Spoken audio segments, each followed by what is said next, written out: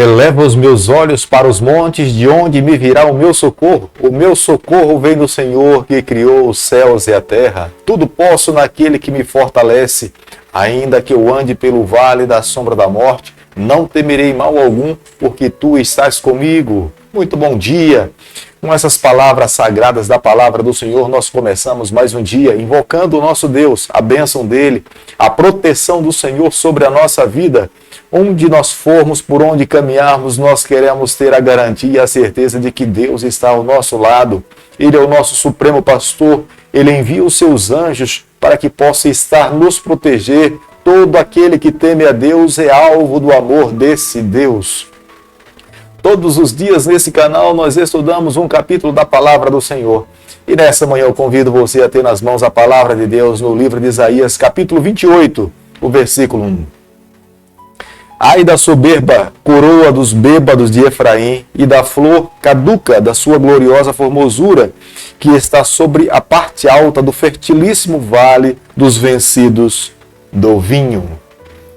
Todos os filhos que vivem nessa terra jamais deveriam se esquecer que o alvo do amor de Deus são os seus filhos.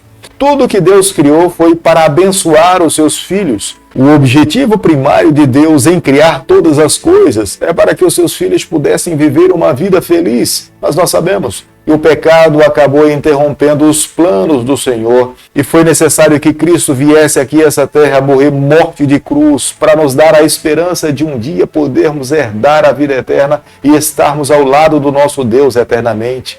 Mas enquanto Cristo não volta a essa terra diariamente, nós precisamos nos voltar para o Senhor, nós precisamos renovar a nossa aliança, nós precisamos confirmar a nossa fé em Deus.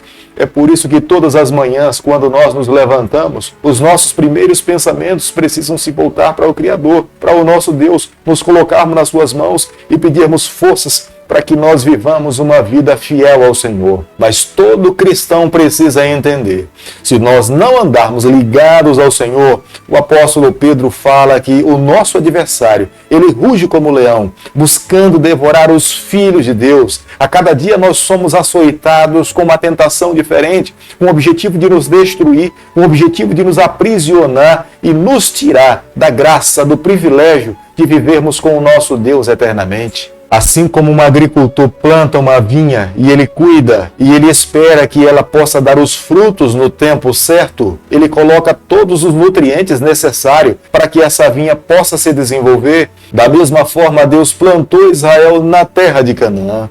O objetivo de Deus era que a nação de Israel frutificasse, representasse o seu nome.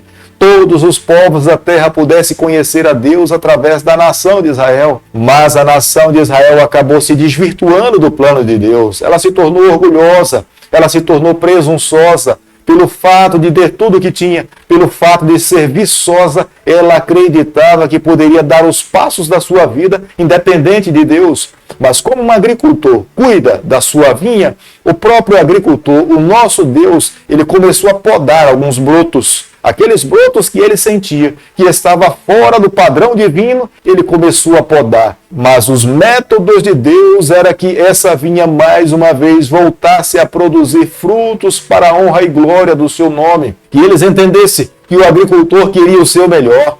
A presença do agricultor é para que essa vinha pudesse frutificar, não para o seu bel prazer, mas para representar o nome de Deus nessa terra. Mas a nação de Israel, por mais que Deus cuidasse dela, ela se sentia orgulhosa, presunçosa e queria viver independente do Senhor. O capítulo que nós estamos estudando nessa manhã, claramente a profecia de Deus é voltada para a tribo de Efraim.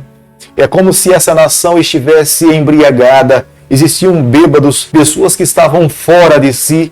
Era uma nação que tinha dado as costas para o Senhor. Por mais que Deus estivesse dado tudo para Efraim, Efraim não reconhecia Deus como sendo soberano sobre as suas vidas. Eles se voltavam para outros deuses, eles negligenciaram a adoração ao Senhor, eles não tomaram a Deus como sendo o único e exclusivo Senhor das suas vidas. Quando Isaías, no capítulo 28, estava falando a respeito da tribo de Efraim, o profeta Isaías também tinha na mente a pessoa de Lúcifer.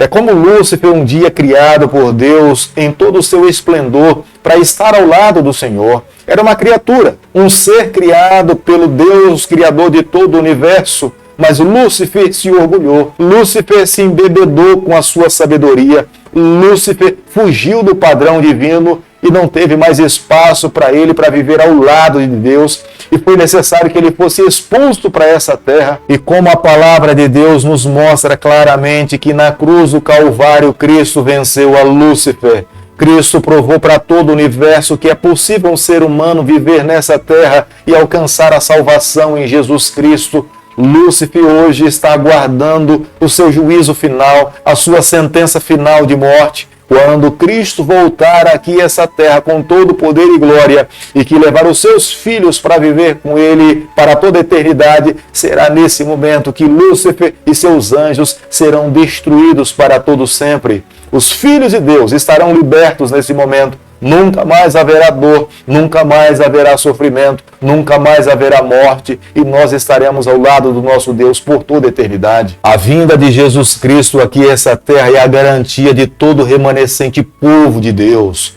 Todo aquele povo que vive nessa terra está disposto a viver as verdades do Senhor, é entendido como sendo remanescente de Deus. Aquele que tocar nesse remanescente é como se estivesse tocando na menina dos olhos do Senhor. O que os nossos primeiros pais, Adão e Eva, perderam lá no Jardim do Éden, Jesus Cristo em carne e osso aqui nessa terra, ele conquistou para nós. Nós vencemos através da vitória de Cristo, da justiça do Senhor, e através da justiça do nosso Cristo, nós um dia, mais uma vez, estaremos ao lado do nosso Deus, vivendo com Ele para todo sempre. Todos nós que vivemos nessa terra, pastores, cristãos, líderes e sacerdotes, em algum momento da nossa vida nós caímos, nós fracassamos, nós pecamos, mas na verdade a nossa fé está segura no Senhor.